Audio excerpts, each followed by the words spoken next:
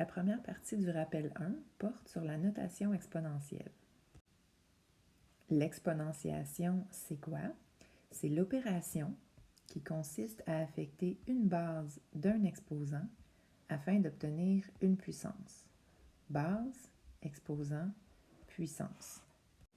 Dans l'égalité 2 exposant 7 égale 128, la base, c'est 2, l'exposant, c'est 7, et le résultat obtenu, c'est la puissance 128. Dans le deuxième exemple, il faut porter attention à la présence des parenthèses ou pas autour de la base. Dans le premier cas, la base, c'est moins 5 en incluant le négatif. Dans le deuxième cas, la base, c'est 5 seulement en excluant le négatif. Donc, dans le premier cas, c'est la base moins 5 qui sera multipliée 4 fois par elle-même parce qu'on a l'exposant 4. Alors que dans le deuxième cas, la base, c'est 5 seulement qui sera multiplié par lui-même 4 fois, toujours pour correspondre à l'exposant 4. Pour ce qui est du négatif, il n'est pas multiplié 4 fois, mais il reste dans la réponse finale. Les exemples présentés ici nous permettent de nous familiariser avec l'exponentiation et quelques petites particularités. Donc, premièrement, on pratique notre vocabulaire. La base, c'est 3. L'exposant, c'est 5. 5 représente le nombre de fois que la base est multipliée par elle-même, donc dans ce cas-ci, 5 fois. Et le résultat de cette opération-là, qui est un produit, ça s'appelle la puissance.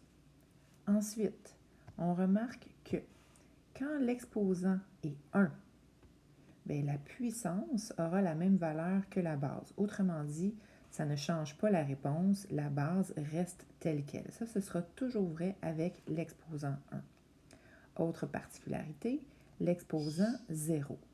Peu importe la valeur de la base, que ce soit un nombre entier, un nombre négatif, une fraction, un nombre décimal, si l'exposant est de 0, la valeur de la puissance, donc la réponse, ce sera toujours 1.